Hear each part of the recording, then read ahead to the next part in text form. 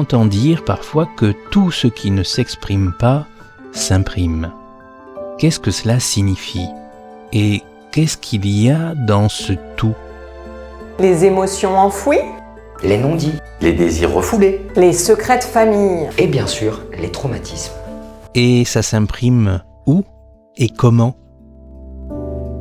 Tout ce qui n'est pas verbalisé se cristallise dans notre corps ou dans la relation.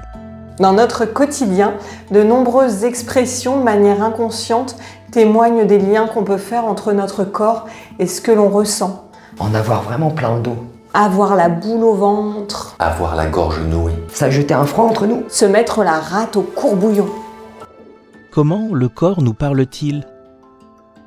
Régulièrement à mon cabinet, j'accueille des personnes qui, parce qu'elles ont retenu une envie profonde, un désir, un projet, déclenchent des maladies inflammatoires, des maladies chroniques.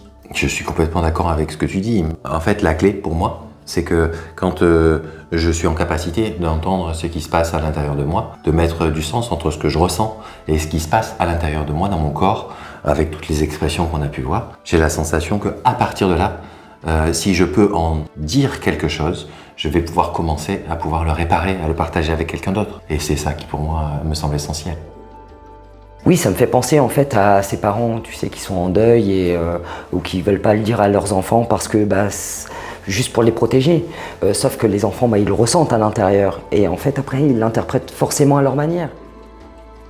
J'entendais ce que tu disais là-bas, je suis complètement d'accord avec toi, avec les enfants et le deuil, c'est vraiment très fort. Mais c'est un exemple parmi tant d'autres. En fait, de manière générale, quand je n'arrive pas à identifier et à exprimer ce que je ressens et ce qui se passe à l'intérieur de moi, mon corps, lui, va parler de toute manière. Et quand il va parler, il va ou bien le crier avec des mots, ou au contraire, s'il ne peut pas le faire avec des mots, parce que j'ai la gorge nouée, eh bien peut-être qu'il va le faire de manière beaucoup plus interne. Et c'est là que les potentielles somatisations vont arriver. Des maladies, j'ai mal au ventre. Moi, je ballonne quand je suis stressé ou quand je suis fatigué. Pour d'autres, ça va être autre chose. Chacun va avoir sa propre manière d'exprimer son ressenti dans son corps. Et le corps va parler de toute façon. Ça te parle, ça? Oui, souvent, moi je suis stressé, j'ai très mal au ventre. Eh ben voilà. Et ou alors plein de dos, ou alors autre chose, ou alors des maux de tête. Quand je me prends la tête, eh bien c'est là. Quand j'arrive pas à digérer quelque chose, ça va être là, dans l'estomac. Quand je vais me bloquer les lombaires ou que je vais avoir mal au genou ou que je vais déclencher un truc alors que j'ai l'impression qu'il n'y a rien qui justifie que je déclenche ça. Tout ça, ça parle de quelque chose que potentiellement je n'ai pas pu exprimer clairement. Comment mettre des mots sur ces mots? Je suis très impressionnée d'observer parfois à mon cabinet des personnes qui vont mettre des mots sur ce qui les dérange, sur leurs envies, sur leurs problématiques du moment et combien, en formulant ces besoins, leur corps se met à se détendre et à se libérer dans l'instant. Des tensions musculaires dans le dos, des blocages au niveau du bassin, au niveau des jambes ou au niveau des bras.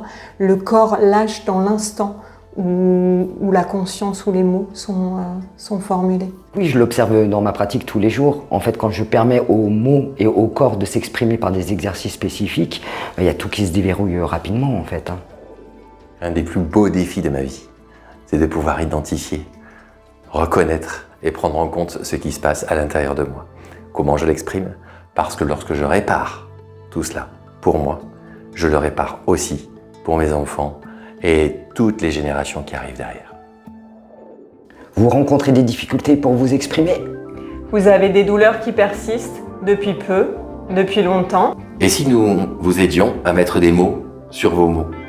Une permanence du Point Relais Famille est à votre disposition. Elle est anonyme et gratuite sur la communauté de communes Provence-Verdon, sur différentes communes. Et vous pouvez facilement trouver les informations au bas de cette vidéo ou bien sur le site internet de la communauté de communes Provence-Verdon. N'hésitez pas, prenez rendez-vous, venez aux permanences. Nous sommes là pour ça.